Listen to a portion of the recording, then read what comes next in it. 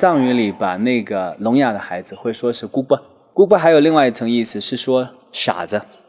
然后这些孩子呢，他们有的时候会直接叫他姑伯姑伯。他已经很多次的让我们的唐卡老师惊讶，他虽然是个聋哑的孩子，但是他画出来的画为什么会那么漂亮，那么具有美感？他对唐卡有非常非常的喜爱，他热爱他自己在做的事情。然后我们老师每次就跟他说，哎，过来我给你多教点。他是最认真的。那老师在说然后说他们其实也在沟通。